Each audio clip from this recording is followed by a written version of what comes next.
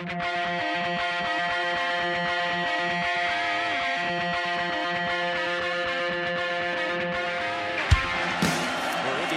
first down and 10 at their own 10-yard line. And Tevin Coleman with some running room. Tevin Coleman down the sideline. Coleman, one man to beat. Tevin Coleman's going to go 90 yards, and Indiana takes the lead. Randall scrambles, thought about the pitch, keeps it himself down the sidelines. He could go. Antoine Randall L. touchdown. To the end zone, that's hauled in with one hand by McCulley. Touchdown, Indiana. Welcome to episode 207 of the podcast that you're listening to.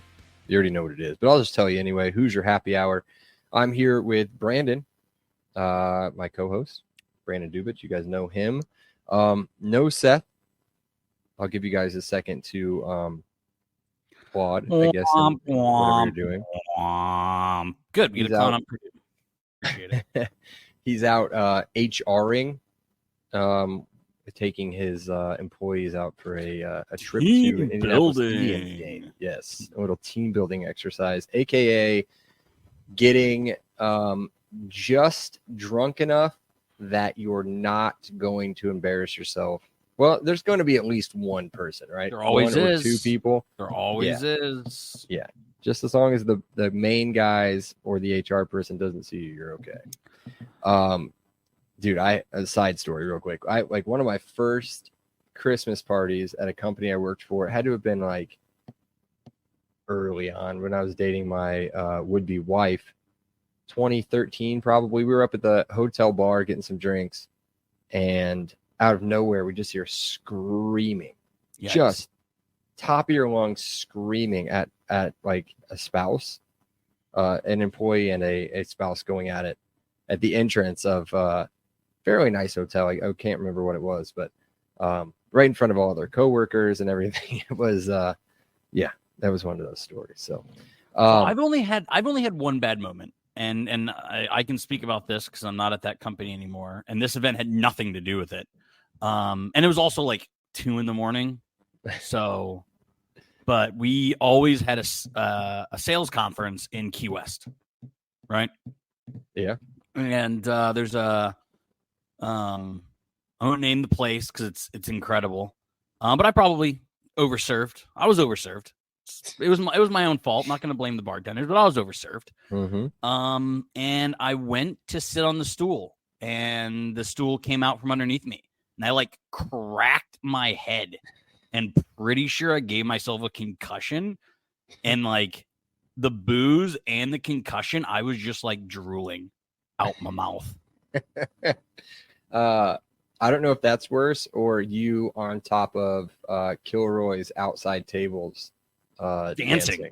That's me in my element though. I found that video the other day. I almost sent it to you guys, but I didn't know if like you wanted Seth to see that or not. But yeah, I mean, I'm not embarrassed by it. I mean, I wasn't causing any problems. I was having a great time. Yeah.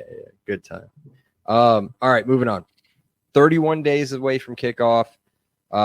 Is that right? Yeah, 31 days as of today. So tomorrow when this is posted, it'll be 30 days. I am super pumped. Brandon will be in Florida. I think he shares some of the pump, but not the super pump. We'll do some news around the program. I took the NCAA football part out of the show rundown. If you want to talk about it, we can. Seth's not really here. I got nothing else to add. I haven't played since right? the last time we played. There's something I'll talk real quick. I've seen somebody on social media post not William DePepe, but his brother, the kid from Michigan State that transferred. Mm-hmm. Andrew DePepe won a Heisman Trophy.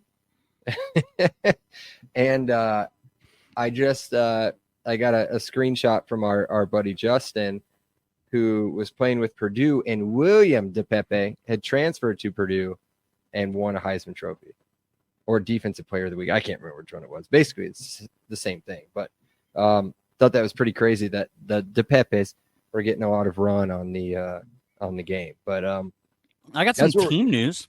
Team news. Okay. Wait, team news around Like the real team, like in real life?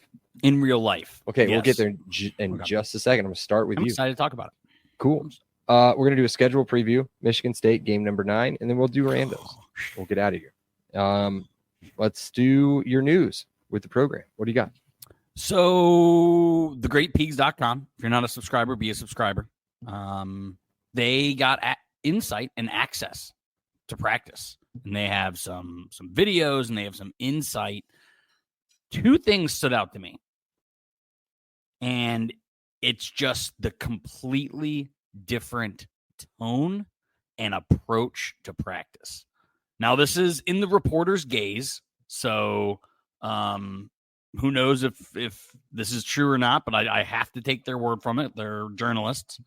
But during Tom Allen's days, there was a lot of rah-rah, a lot of jumping, a lot of yelling, a lot of hyping. None of that.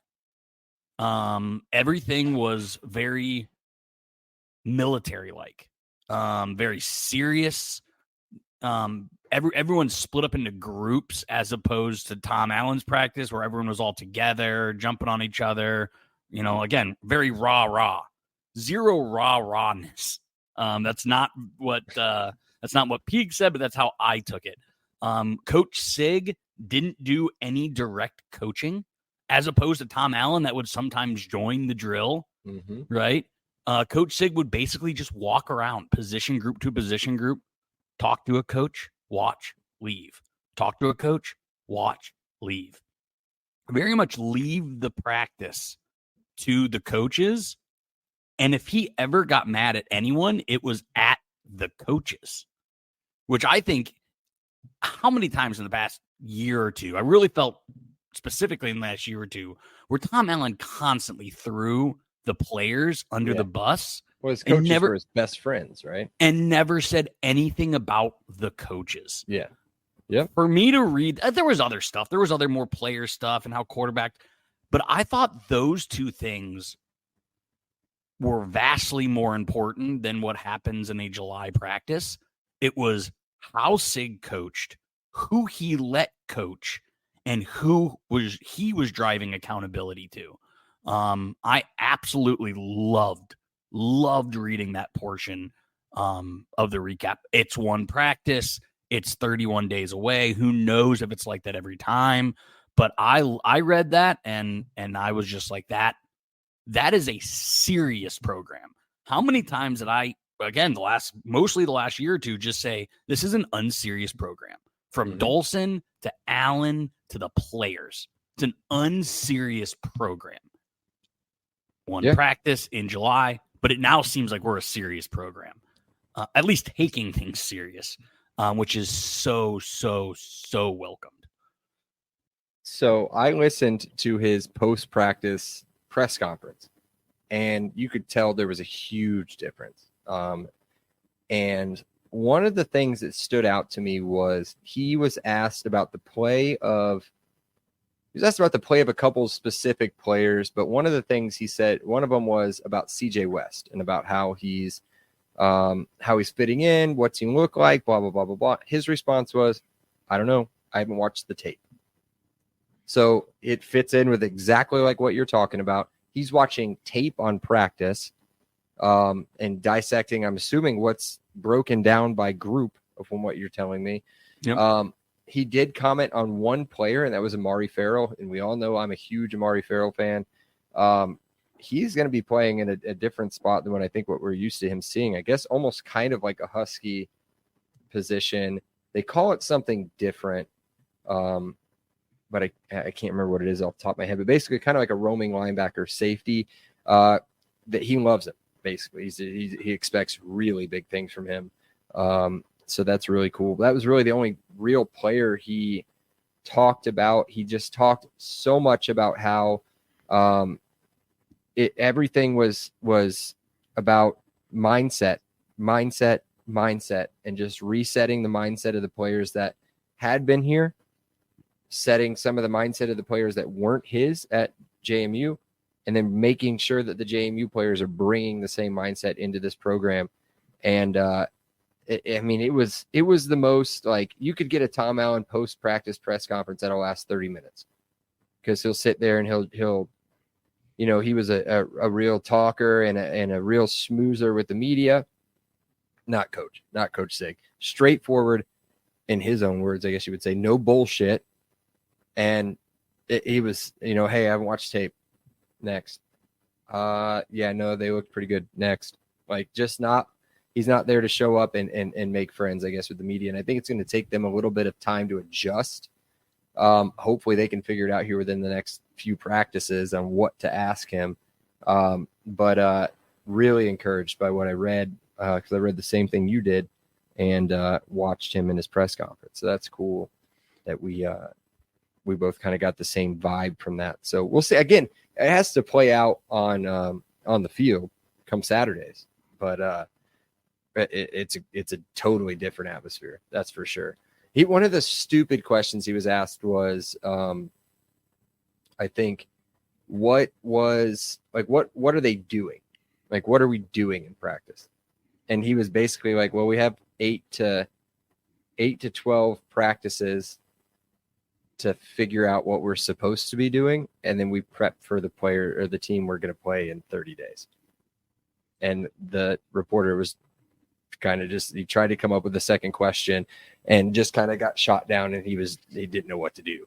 I don't know who this was, and this is not me criticizing a journalist, because I've never been in a position to ask these questions. Who knows how well I would do?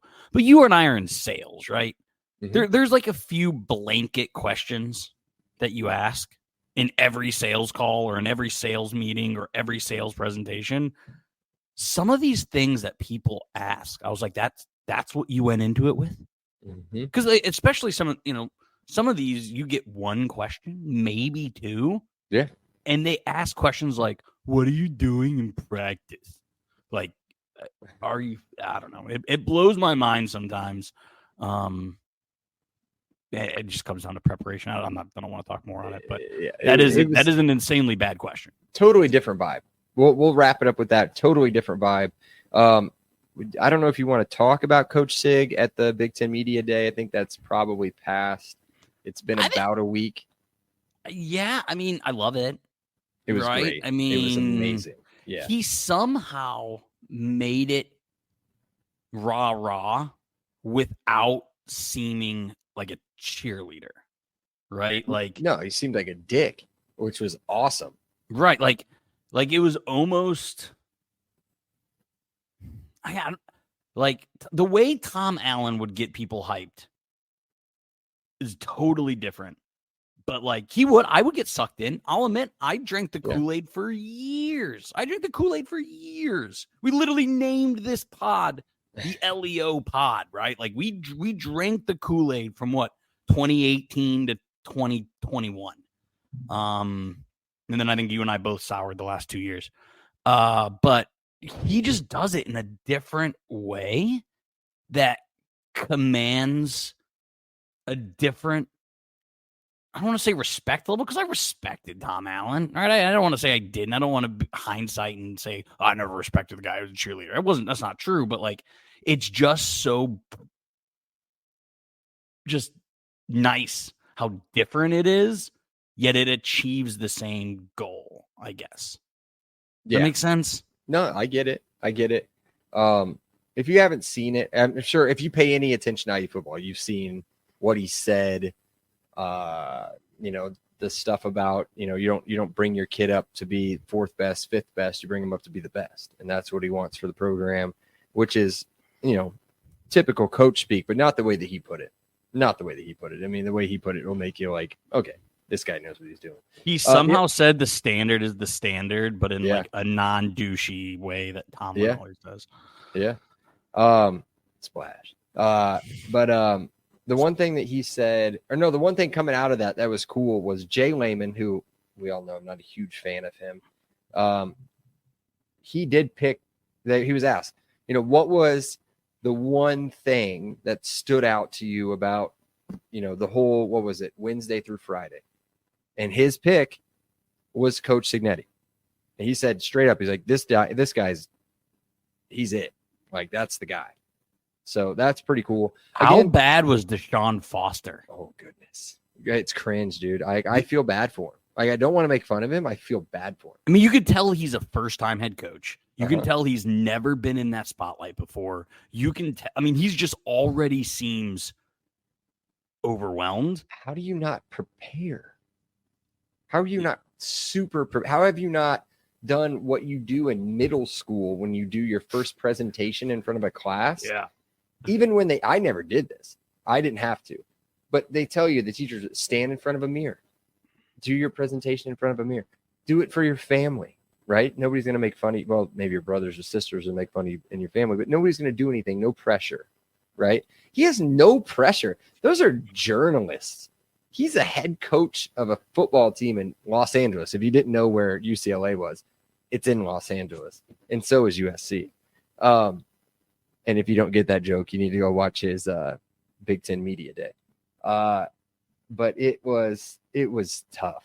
It was tough So to watch. I had this as a narrow victory. I love playing them early in the season because I don't think this team's going to be prepared. Now, I think there's enough talent that it might swing the ship as soon as there's enough practice and game experience. But like, I love playing these guys in the first month. I don't think he makes it 2 years. I mean, It was if a bad that's first any impression. indication, if It was a that's bad any first indication, impression. yeah, first time head coach, that's rough, dude. It was rough. Okay, let's move on. Go look it up. If you haven't watched it, go look it up. Deshaun Foster. If you had the Big Ten personality of you like watching a car crash, go watch it because like it's so bad, but you're not turning it off. But it's over in about a minute. Yes. Because that's all his introductory speech was, because he crashed and he's just like excited to be here. That was the last thing he said before the questions came in. It was so good. All right. That one up as a win. Yes. Moving on. Game number 9 at Michigan State. Quick series history. Believe it or not, this is crazy. Michigan State 50, IU 18 with 2 ties. Previous meeting was the last season in Bloomington, a heartbreaker, one I went back and watched the highlights of today and just made me sick to my stomach, which we had about how many one-score games did we have last year? 7. Sig said it in his press conference. I think we lost 5 of them by 1 score, and this one made me sick, dude. Glad With the last retrospect, 2, glad it happened. exactly. Last 2 losses against Michigan State have both been at home by a combined 8 points. We have beaten them the last 2 times we have played in East Lansing, which is one of Brandon's favorite stadiums, by the way, to visit. So if you're planning a road game, Brandon very highly recommends going to East Lansing and checking out the giant concrete bowl. That's going to fall and potentially kill you because there's concrete blocks just laying around. And if you don't know the colors of Michigan State, within the first 15 minutes of you being there, you will hear enough idiot people screaming the 2 colors of Michigan State back. They brag about playing on tennis courts, or not playing, tailgating. Like, come to the tennis court, like at the parties at the tennis courts. Like that is the lamest thing I've ever. And they are lame.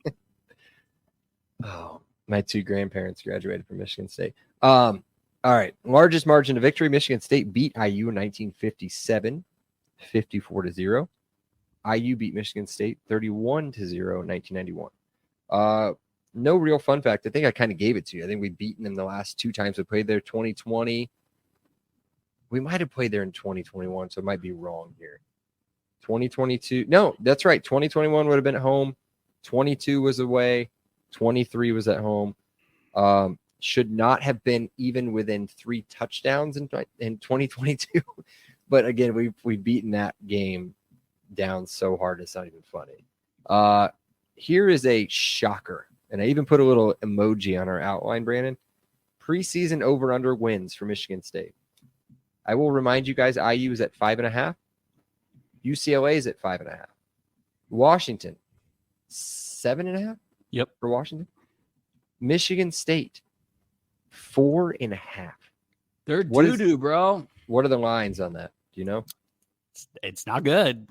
Over -105. So like, okay. Oof. That's okay. The under's minus 115. Ooh, Vegas thinks this team is going to. Now, they do have a hard schedule. I'll give them that. I did not look at the schedule. They have a hard schedule, but yeah, Vegas thinks they go 4-8.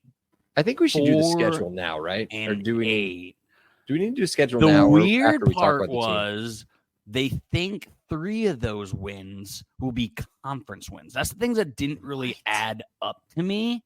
The conference wins is 2.5, with the over being minus 135 and the under being plus 105.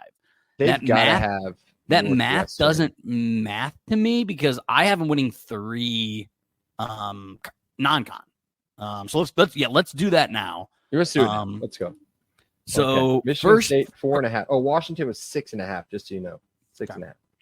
So they start off at home against FAU minus 11.5. Owls against the Owls. Yeah. They travel to Maryland, who I'm sorry. Did you say minus 1.5? 11.5. Okay. Can I give an update real quick? Yeah.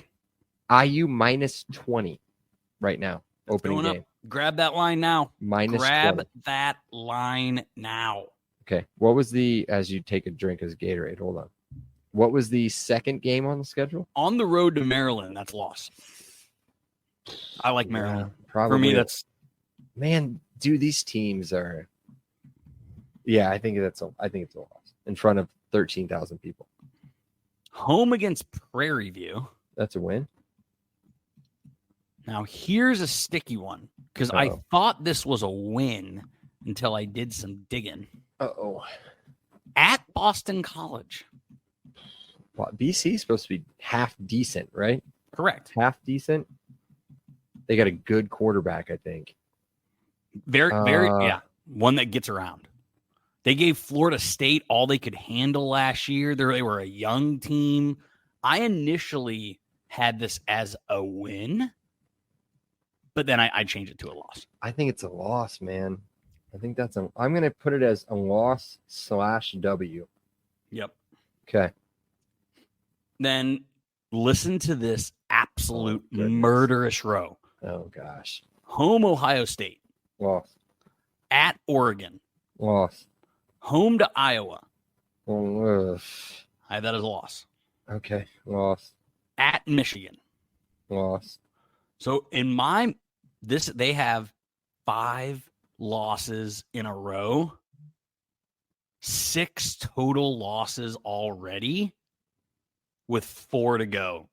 I think they mail it in because they play IU after they get their doors blown off by Michigan. So that's a loss. I'm going to take us to win that game.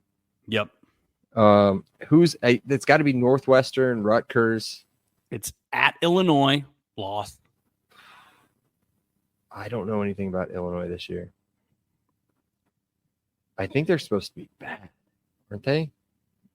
I don't know. Illinois wins over under. Go ahead. Then home against Purdue, win. 3.5 over under for Illinois. Yikes.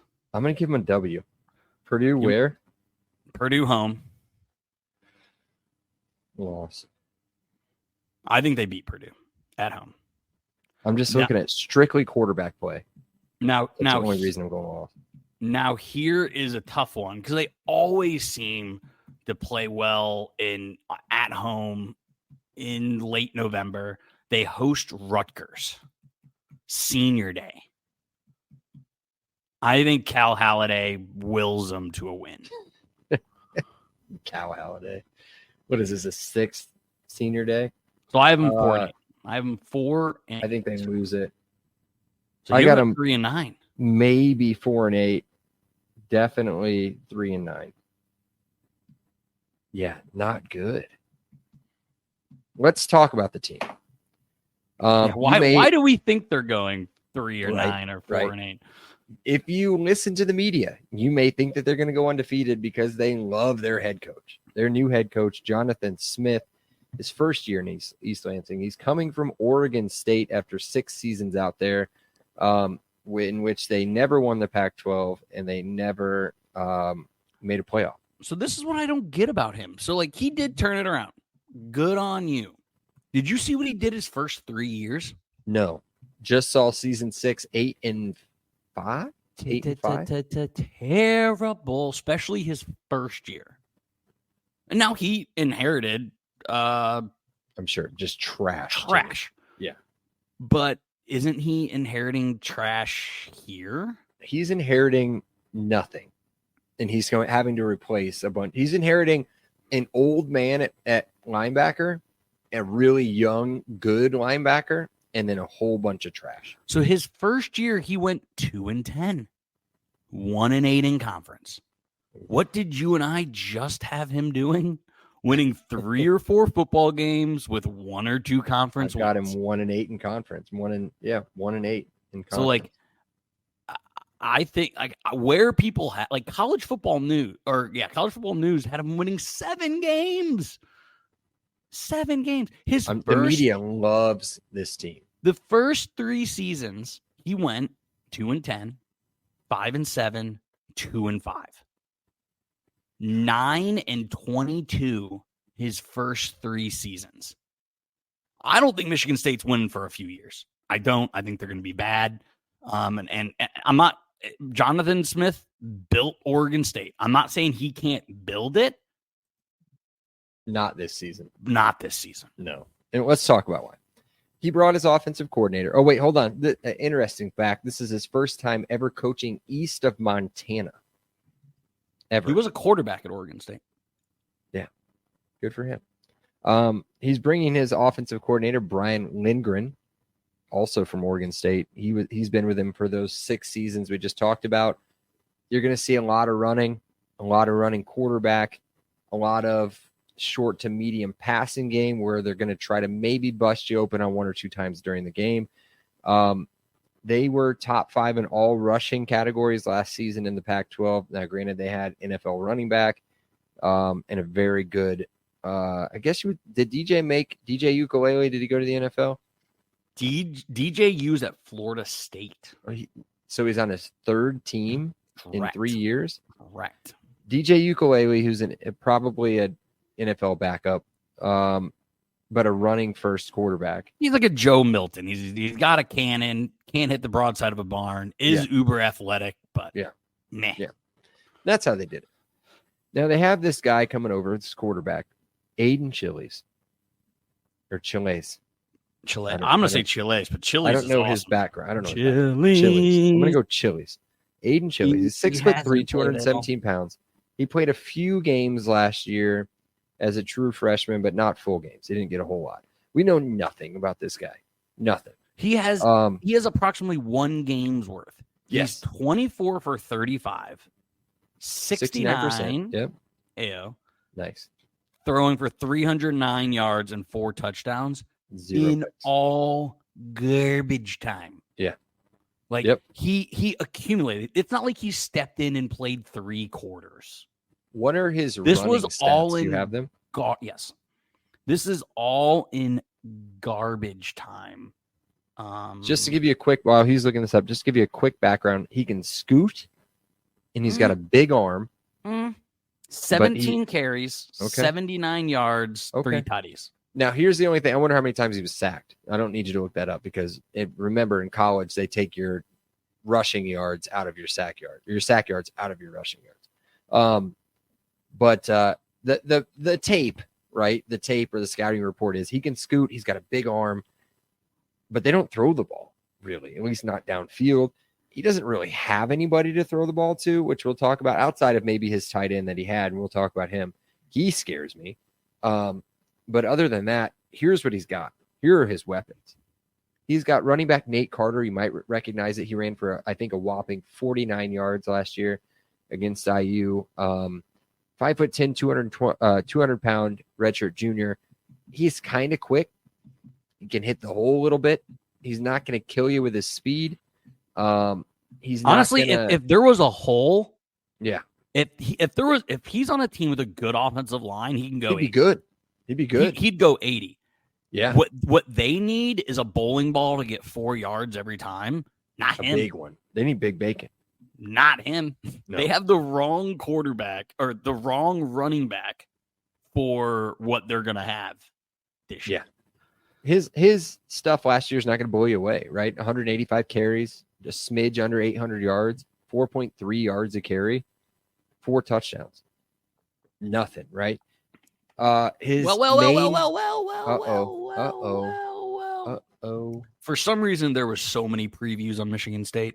Like, it's normally just Athlon Sports and college football news. There was about 5 different. I saw a 247. I didn't click on it. I saw the one you're talking about. But they think all Jonathan Smith does is produce 1,000-yard rushers. No way in hell Nate Carter rushes for 1,000 yards. I mean, if he gets 250, 300 carries, maybe. So if he gets 250 carries, he has to average 4 yards. So I guess the average is 4.3 yards. Yeah. Yeah. So that's 65 more carries. That's 2 more games worth of like major carries, right? And I think they're going to have to throw the ball a lot because they're going to be down a lot. They probably will.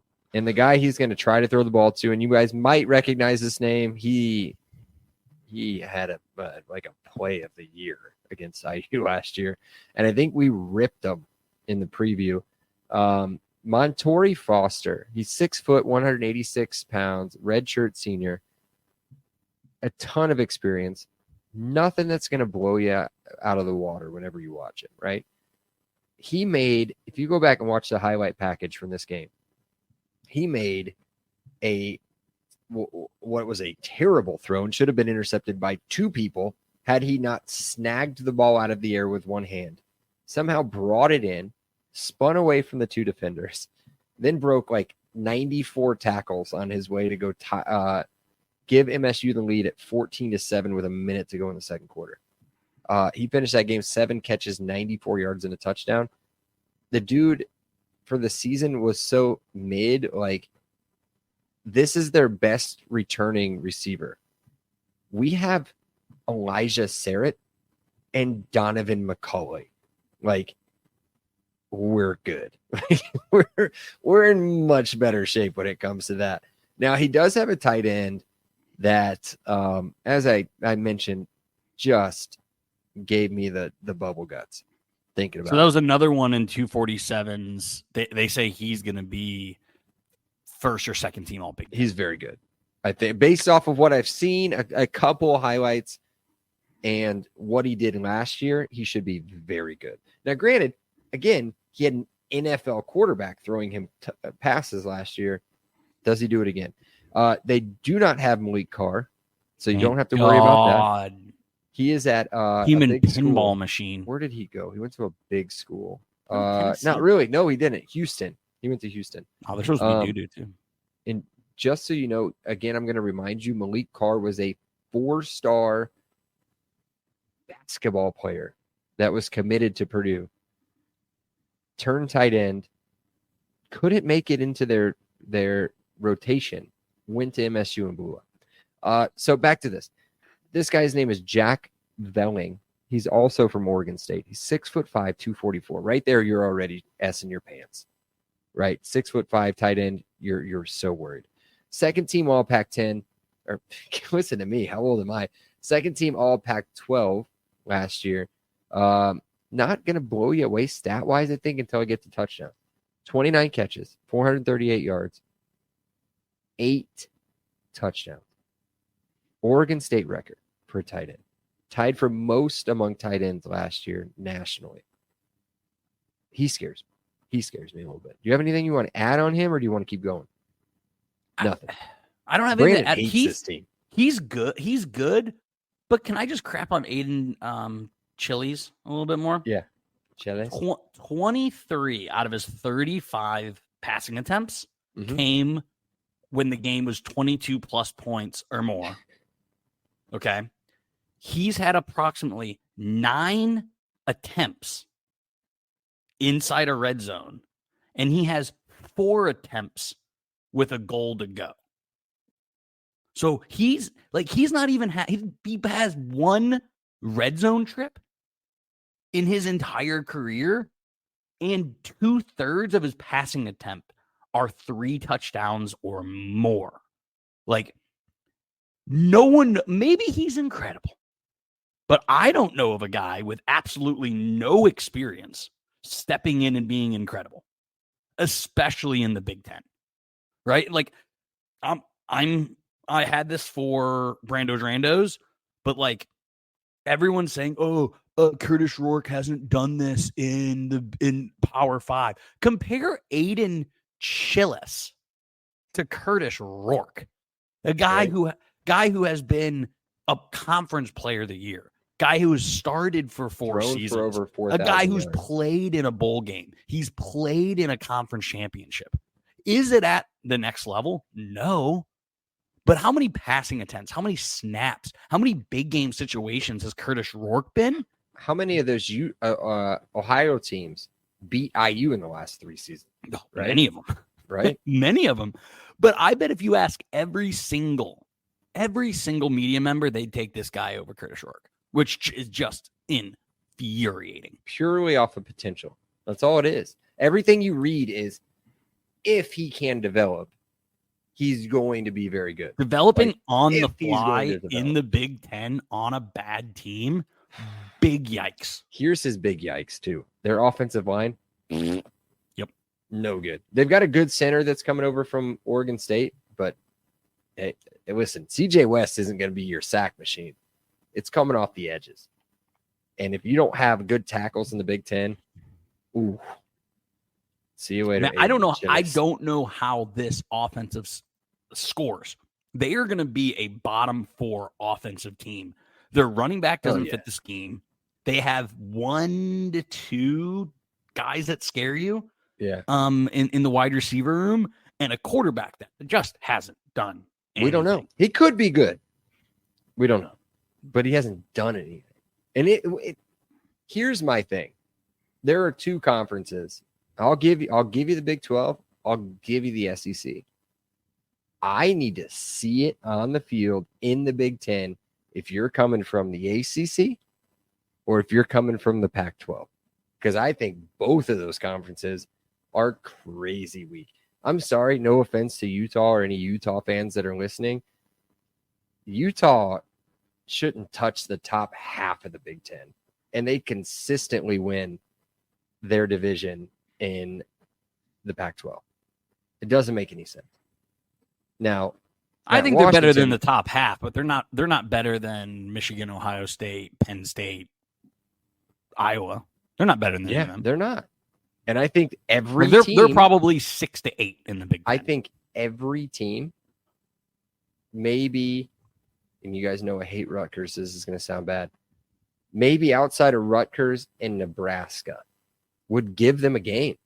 Maybe outside of us the last 2 seasons too, but they destroy us last 2 seasons. Yeah, but the Pac-12 is not good. So let's see if it translates. Again, as we said, the line's no good. Overall, nothing's going to blow you away. Year 1 of Jonathan Smith, I maybe so want to ask another Randos. We can do. We'll get there, dude. We're going to run through. We're going to blow through the defense. Don't worry about it. Just like all of the offenses will this season. Okay. We talked enough about Aiden Chillis. Malik Carr's gone. Nothing's there that's going to hurt us anymore. As long as whatever his name is, one-hand catch guy, Montori Foster, as long as he doesn't do that anymore. No more of that. He has to have a quarterback to get him a ball, and he needs the quarterback needs a line to have any time to throw. Exactly. And Brandon, tell me why I feel better about their defense than I do about their offense. They have a guy coming in, Joe Rossi, is coming over from Minnesota. Tell me if you've heard this before, Brandon. A defensive coordinator coming over from Minnesota after a down season, while he did make them very good the season before. Does that remind you of Chad Wilt at all? How good was his defense? Not good. Not good. It was a horrible hire. It was a terrible hire. Michigan State's defense, and I'm sure you read this on the outline and it might have blown your mind. Ranked in the bottom 13, so 13 to 16 in the conference in almost every stat defensively. Bottom 10 in all of the group of 4. I can't wait to get to the overall. I can't wait to tell you about this. Their defensive line is gone. They're all gone. Transfers, graduation. I don't know if anybody went to the NFL. They weren't good, so I doubt it. They got a couple pieces. They got a guy from Georgia Tech. They got a guy from another low-end school. They got a guy from another low-end school, and I think they got somebody from Oregon State that played very little. So it's funny that you say the line got decimated. Everything I read is their secondary is going to be worse. Like The secondary is not in good shape either. They got one player. And guess what IU has in spades? Yeah, secondary and wide receiver. Both of them. I think our secondary is solid. You don't like our secondary, I don't think, but I don't like the corners. I love the love it. safeties. Love the safeties. You don't love the corners? D'Angelo Pons? like a corner. The corner. JoJo Johnson? Jameer Johnson? Come on. Sindarius Doss? All right. Back to Michigan State. We already talked about Cal Holiday a little bit. Again, last year, I don't know how I wrote, I'm not going to say the bad word, but I wrote, how the F is he still on this team? I feel like I've been talking Cal Holiday since before this podcast started, which was in 2020, which I guess I have been. I think he's been on the team since 2019, which is insane. Maybe 2018. He had 91 tackles last year. He led the team for the third straight year in tackles. He had 2 fumble recoveries, one of them for a touchdown. He had an interception, and he had a sack. Good, solid middle linebacker, right? He's got another guy next to him, a little bit different build. Jordan Hall, 6'3" sophomore, 61 tackles, 4.5 sacks, 7.5 tackles for loss. This guy's going to be making the plays. Second most tackles by Big Ten freshman last year. Brandon, do you know anything about this Jordan Hall fella? He may lead the conference in tackles because the defensive line's not going to do it. No. And the secondary is not going to do it. He may end up having 100 tackles this year because I think they're going to be on defense a lot, and he's going to have to do it all. So these bets don't exist, but I would book Cal Holiday and Jordan Hall as both 100 tackles this year. Over. Whatever it is, over. Yes. They do have one decent player in the secondary, Malik Spencer. He's the only one really coming back with any experience, at least. He's a junior, 72 tackles. He was second on the team. Shouldn't be second on the team in tackles at the safety position. No interception, 6 PBUs. You can't really avoid throwing at a safety necessarily, so it's not like he could have had less. But nothing there that's going to shake your pants. I don't know where I was going with that saying, but to get you excited. How about that? Here it is. This is great. I'm going to read this word for word because I typed this up with a lot of caffeine this morning, and I don't know what it says. So I'm just going to read it. Similar to IU, there are a ton of transfers coming in to fill key roles for a defense. That was, quote, obliterated, quote, end quote, by the big guys in the conference. You guys, are you ready for this? Buckle up. Washington, Ohio State, Penn State, who they avoid, right? Or no, they played Ohio State this year. Ask that again. Do they play Ohio State this year? They do. Okay. So Washington, Ohio State, Penn State combined. I'm not making this up. Week 5. For over 1,800 total yards. If you split that amongst the 3, that's 600 yards per game. But Washington put 715 yards on them in East Lansing last year. Now, granted, that was a very good offense. 1,800 total yards, Brandon. I can't remember, and I'm sure we may have even done it last year. No, I don't think we did. Maybe Maryland. I don't even remember the last time IU gave up 600 total yards to anybody. Kevin Wilson era, maybe. Probably every game. But, dude, this is going to take a while to fix. Yeah. Anything else you want to add on their defense? Nothing on their defense. Again, like similar to offense, who's making stops? Cal Holiday. And that's it. Cal Holiday and what's his name? Hall. Jordan Hall. But like by the time they get to Cal Holiday and Jordan Hall, it's 4, 5, 6 yards. Yeah. Like they don't have an edge rusher. They don't have a big turnover guy in the secondary. Jordan Hall and Cal Holiday aren't getting sacks. Well, Jordan Hall actually had 4.5 sacks. It's actually pretty dang good. But like I'm not understanding how they're getting stops on defense, how they're getting turnovers. They're not deep at all, and they're going to be on the field a lot. Ugh. I mean, there were parts, like, I hate to go back to our schedule, but like there's parts of UCLA I like. I obviously like Maryland. There's parts in Northwestern, especially their defense, that you like, right? Same with Washington. I think this might be the worst Big Ten team we've played and we've done a preview on yet. Worse than UCLA? There's parts of UCLA that I like better than parts of Michigan State. I'll give you that. All right. Anything else? I like when Michigan State's bad. I wish bad things on Michigan State. I wish bad things on the majority of the conference. Yes. All right, cool. People that don't wish bad things on anybody. This is not a good transition. Either way, this episode's brought to you by your go-to expert. You've had better. Yes. That was a Foster-esque performance. It was bad. Your go-to expert in Indiana real estate market. Whether you're looking to buy, sell, or invest in a home right here in the heart of the Hoosier country, Garrett Lawton with True Blood real estate. That's tough read right there. Just go True Blood something else. True Blood Real Estate is the agent you need. He's not just a real estate agent. He's a Hoosier fan, just like you. Garrett knows Indiana inside and out, from Bloomington to Indianapolis and everywhere in between and around. Plus, his personalized service makes the buying and selling process smooth and stress-free. So if you're ready to make a move, give Garrett a call at 317-410-8851 or visit his website at lawton-realty.com. Garrett, for all your housing needs, check it out. Moving on. Randos, if he's got any left. Rando time. I have so many, actually. What are we at on time-wise? We're at 47 minutes. So, again, everyone loves Jonathan Smith. Everyone's going all over about how he's turned around Oregon State. If James Madison played Oregon State last year, who wins, Michael? James Madison. Madison close, wins. But yeah. Like, if that's a bowl game,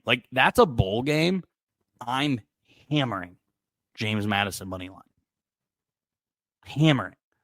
But for some reason, we don't hear about that. We don't hear about SIG at James Madison. It's infuriating. I also Yeah. So, because James Madison's a tiny little school, right? Dives into my next.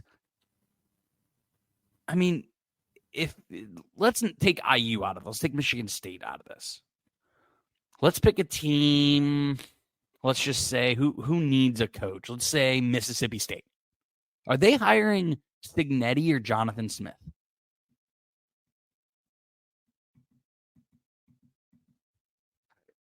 I don't know, man. There's so much hype around Jonathan Smith. I would think Signetti, just to answer your question. I would think Coach Sig, Mississippi State would be perfect for him. But I don't know, dude. The way that the media and everybody's been talking about Jonathan Smith, I mean, I think they've got him rated as like a better rated higher in the offseason than Coach Sig, which is crazy. Okay. Now, you ripped their defense. I ripped their defense. I think you could easily rip IU's defense. But for me, the difference is our offense is going to be able to move the ball. I do think we're going to have times where our defense struggles. I do. I've been vocal about that. Again, I like the pieces. I don't know if I like the whole unit. We don't really know what the scheme looks like. I think both defenses are going to be a weakness. But what I like is IU's going to be able to put up 20, 30, 40 points. It wouldn't surprise me if Michigan State doesn't put up 30 points all year. in conference. Obviously, they're going to put up 30 some against Prairie FAU and Yeah. Prairie View. But that helps like sometimes what helps a defense is a good offense, right? Yeah. So, I think it's fairly clear that Michigan State is going to struggle. So, IU has the better offense. And I think because IU has the better offense, that gives us the better defense. Is that fair logic? I just think our defense is better based off the pieces. Even if you want to go in and say, okay, yeah, you guys lost a ton of stuff too, right? But we still have some very good pieces that came back. I talked about Jameer Johnson, JoJo Johnson. You've got Josh Signetti. You have all the JMU guys. Yeah, you've got D'Angelo Kamara, you got who Aiden. I cannot stress enough, is by far like the best ranked cornerback transfer and one of the highest rated quarterbacks in the country, really, when you go down and break it down. He's very good. He's very young still, but he's supposed to be very good. You've got two very good, like what Brandon talked about. You got two pretty good edge guys. You've got Mikael Kamara and you've got Linnell Carr, who we've seen do it in the Big Ten. We've seen Jacob Magna-Ferrard do it in the Big Ten. You've got who everybody is raving about in two stud linebackers in Aiden Fisher and Jalen Walker. And then you've got depth there too. You've got Josh Rudolph. You've got other depth pieces in there as well at linebacker. You got the kid from UMass, right? Who's supposed to be halfway decent. There are more pieces, and we didn't even talk about CJ West and James Carpenter, who are very good middle line guys, which IU has lacked, I would say, really since RG3. It's our best two in the front. There's just no depth on the D line that scares me. I really like our starting D tackle, our inside D linemen, both studs, but it is barren after that. I'm telling you, watch Ndukwe, the freshman. Watch him. The kid is he was very good when and it wasn't even like it's just spring ball. No, I was watching what he was doing, and he's good. He's tall. He's quick. I think he's gonna be very good. Daniel Ndukwe. Mark the tape. Okay, moving on. What else? Can you tell me a single difference between West Lafayette and East Lansing? It probably doesn't smell, does it? I've never been in East Lansing. East Lansing doesn't smell, but I'm like, they're both forgettable Midwest Are they constantly towns. Gray? Every time I'm in, yes, yeah. Every time I'm in West Lafayette, I dated somebody. I hate to admit this. Dated somebody that lived up there. Went to school there. Every time I went to see her, it was either night or gray. It was crazy. It was middle of summer. Night or gray. Both like engineering-esque boring schools with boring campuses in boring towns. Yeah. I mean, I don't know how anyone goes there. Not sports is a different thing, but like, I was thinking about randos that weren't sports related, and I was just like, they both stink.